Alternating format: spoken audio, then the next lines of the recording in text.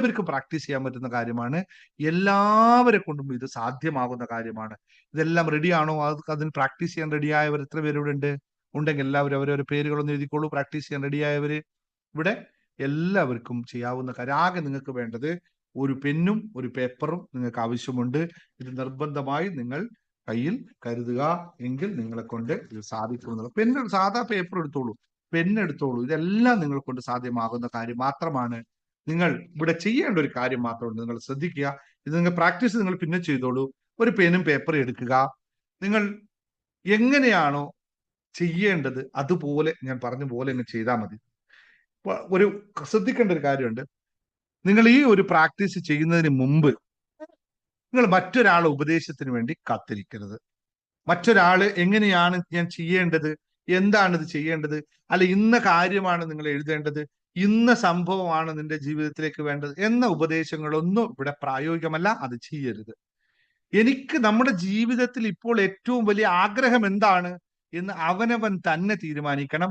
അവനവനിൽ നിന്ന് തന്നെ അത് വരണം. അല്ലാതെ മറ്റൊരാൾ നൽകിയത് ചെയ്തു കഴിഞ്ഞാൽ ഫലിക്കില്ല. കൃത്യമായി മനസ്സിലായല്ലോ?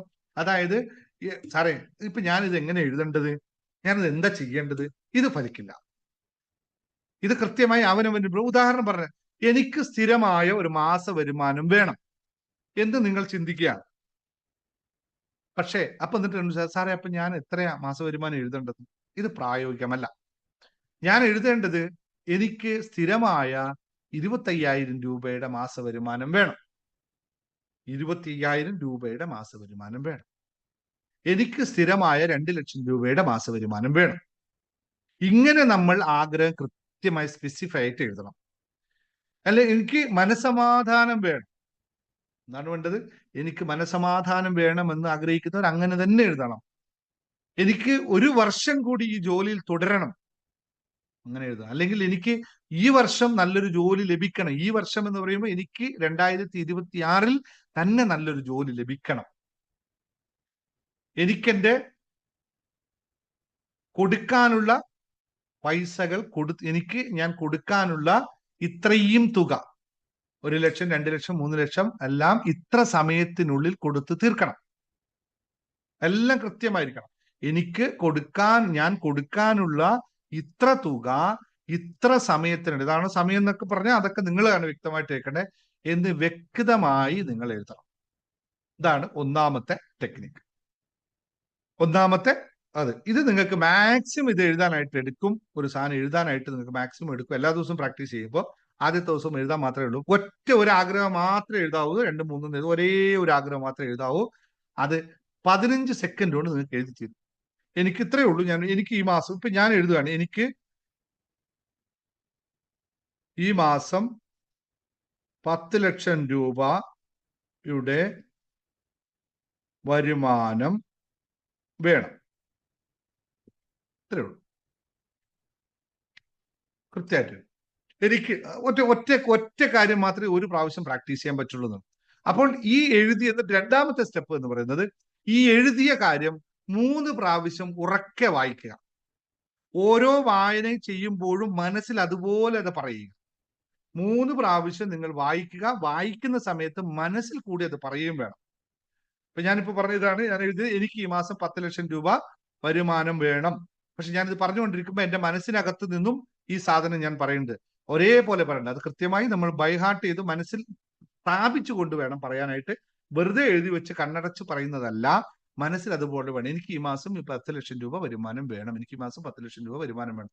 ഇങ്ങനെ 3 പ്രാവശ്യം ഉറക്കെ നിങ്ങൾ പറയണം. ഇനി അത് പറഞ്ഞു കഴിഞ്ഞപ്പോൾ നിങ്ങൾ ചെയ്യേണ്ടത്, എനിക്കിത് സാധ്യമാകുന്ന കാര്യമാണെന്ന് ഉറപ്പിക്കണം. എനിക്കിത് സാധ്യമാകുന്ന കാര്യമാണ്, ഒരു സംശയവുമില്ല, എന്നെ കൊണ്ട് സാധ്യമാകും എന്ന് കൃത്യമായി ഉറപ്പിച്ചു. അതിനുശേഷം നിങ്ങൾ ചെയ്യേണ്ടത് ഒരു 10-25 സെക്കൻഡ് നേരം മനസ്സിൽ ഇത് മാത്രം വെച്ചിട്ട് ധ്യാനിക്കുക. സൈലൻസ്, ഒന്നുമില്ല, സൈലന്റ് ആയിട്ട് 10-25 സെക്കൻഡ് നേരം വെറുതെ ഇരിക്കുക. കാരണം ഇത് ചെയ്യുന്ന എന്താ വെച്ചാൽ, ഈ കാര്യവും എനിക്കിത് സാധ്യമാകുന്ന കാര്യവും തമ്മിൽ ഒരു അലൈൻമെന്റ് നടത്താൻ. ഇനിയിപ്പോ അടുത്ത ക്ലാസ്സിൽ നമുക്ക് അലൈൻമെന്റ് ക്ലാസ് നമ്മൾ നടത്തുന്നുണ്ട്. അതിലേക്ക് ഇത് കൂടുതൽ പഠിപ്പിച്ചു തരാം. നിങ്ങൾ ആഗ്രഹിച്ച കാര്യവും നിങ്ങൾ സാധ്യമാണെന്ന് ഉറപ്പിച്ച നിങ്ങളും തമ്മിലുള്ള ഒരു അലൈൻമെന്റ് നടത്തണം. ഈ അലൈൻമെന്റ് ആണ് നിങ്ങൾ കണ്ണടച്ചിട്ട് ഇരുന്ന് ശരീരത്തെ പൂർണ്ണമായിട്ട് ശാന്തമാക്കിയിട്ട് വേണം ചെയ്യാൻ. ഇത് രണ്ടും തമ്മിലൊന്ന് അലൈൻമെന്റ് ചെയ്യുക. കണ്ണടച്ചിരുന്നിട്ട് അലൈൻമെന്റ് ചെയ്യുക. അടുത്ത നിമിഷത്തിൽ പറയുക, നിങ്ങൾ എഴുതിയ കാര്യം സാധിച്ചതായിട്ട് ഉറപ്പിക്കുക. കാരണം നിങ്ങൾ എഴുതി, നിങ്ങൾ അത് വിശ്വസിച്ചു, നിങ്ങൾക്ക് സാധ്യമായി. ഈ സാധ്യമായി കഴിഞ്ഞാൽ ശ്രദ്ധയോടെ കേൾക്കണം. ഒരു കാര്യം, ആഗ്രഹിച്ച ഒരു കാര്യം നിങ്ങൾക്ക് സാധ്യമായി കഴിഞ്ഞാൽ പിന്നെ നിങ്ങളുടെ മാനസിക വികാരം എന്തായിരിക്കും? അതവിടെ വരണം. ആ മുഖഭാവത്തിലേക്ക് നോക്കുക, നിങ്ങളുടെ ശരീരത്തിലേക്ക് നോക്കുക. നിങ്ങളുടെ സന്തോഷം അനുഭവിക്കുന്നത് കൃത്യമായി മനസ്സിലാക്കുക. അത് അനുഭവിക്കുക തന്നെ വേണം. മുഖത്തൊക്കെ മാറ്റം വരണം, പുഞ്ചിരി വരണം, ശരീരമാസകലം ഒരു കോരിത്തരിപ്പ് വേണം, ഒരു ആശ്വാസം വരണം. ഇത് അനുഭവിക്കുന്നുണ്ടോ എങ്കിൽ നിങ്ങളുടെ ആ സാധനം വർക്ക് ചെയ്യൂ എന്ന് ഉറപ്പിച്ചോളൂ.